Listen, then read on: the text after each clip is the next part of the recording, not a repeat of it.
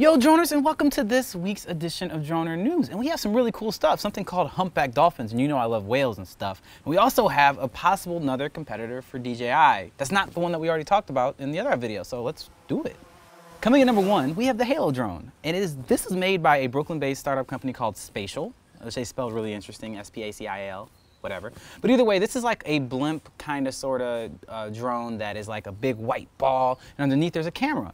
And technically it's a drone. It's flying, you know, it holds a camera, it flies, and there's not a person controlling it from within it, so it's a drone. And this is a drone that's pretty big in my standards. It's like 7 feet tall, 8 feet wide. You know, it's a big ball.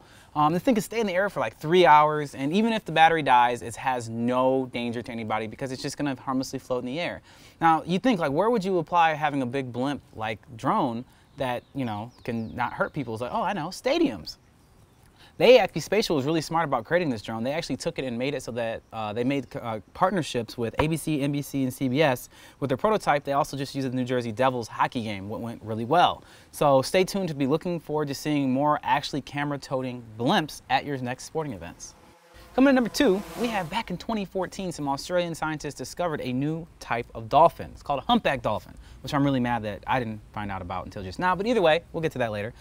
This dolphin, they don't know anything about it. They discovered it and they're just like, oh, okay, cool, there's a dolphin, this new classified dolphin. They couldn't figure anything out about it. But drones to the rescue.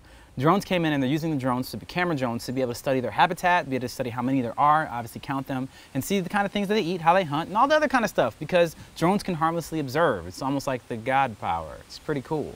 Either way, they found out that there's around 10,000 of them, which unfortunately might already put them on the endangered species list within the first year of them being discovered. But I don't know how that works because of what there only ever was 10,000 of them. But who knows? Who cares? Either way, a new type of dolphin, and there's all kind of really cool footage of them, you know, hunting, playing around, and they look really cool. And from the very first shot that I saw them, I thought they actually kind of had the fins that made them look like humpback whales. Humpback whales are the ones with big white fins. They don't really have that, but they kind of swim sort of like them. So maybe that's why they named it that way. Either way, drones helping out scientists because drones are awesome. Coming to number three, paint by drone. An Italian design company called Carlo Ratti Associati, I hope that sounded like I was Italian, have developed a software that allows people to paint with drones. And they have this huge mural set up where they have a white wall and there's sensors on the wall. And they have 4 different drones. I think the colors are red, yellow, blue, and black. I think I know. And they pretty much are allowing people to draw whatever they want on this wall. So you can draw on a tablet and then the drone will do it for you in whatever color you want it to be.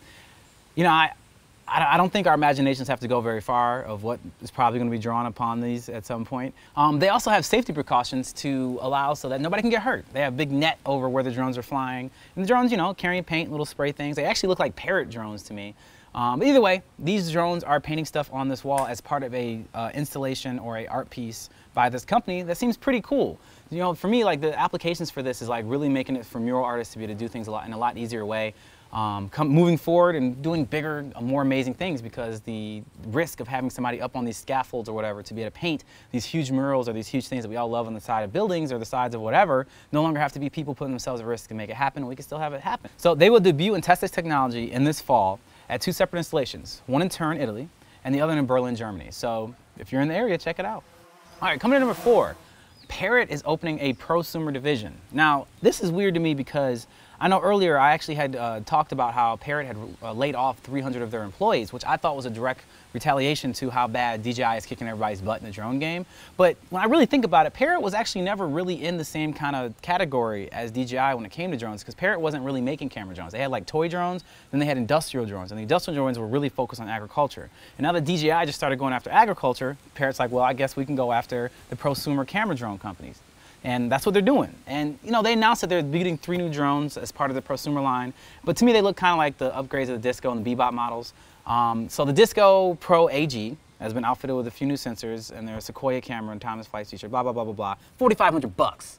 That's really expensive, but it's an agriculture drone, so they'll make a lot of money, hopefully.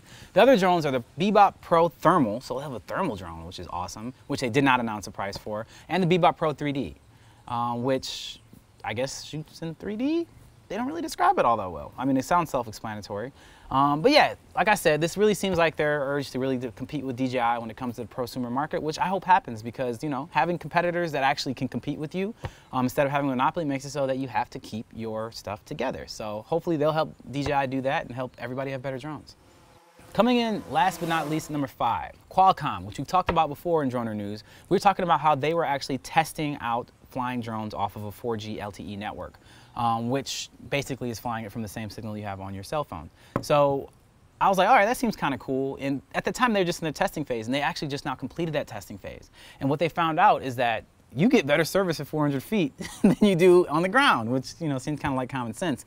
But it also raises a problem they didn't really expect, which is a good problem to have, is that the signals are so strong that the drone was having trouble figuring out which tower to take the signal from, because all of them were like maximum power. Best problem you could possibly have. So this is, to me, this piece of technology really can be pushing the bounds of how we can fly drones and what the applications for drones can be, because you can be flying a drone from anywhere and still be able to do that as long as it has a cell signal, which means that the applications for prosumer and consumer drones could become endless. And the way that we control them as the laws obviously change and loosen and figure out a different way to do it. Obviously right now that's super illegal, but things always change when it comes to legislation, especially when it comes to new technology, and drones are still in their infancy. So stay tuned and see how this goes. Droners, thank you for checking out this edition of Droner News. It was a lot of fun. It was really windy, but you know, airplanes happen too. But I really want you to make sure you click here if you want to see any other Droner News, because that's really dope, or the best opening video for a drone network show thing YouTube channel ever. It's right here. And as always, make sure you support us by clicking subscribe, and make sure you stay fly like them.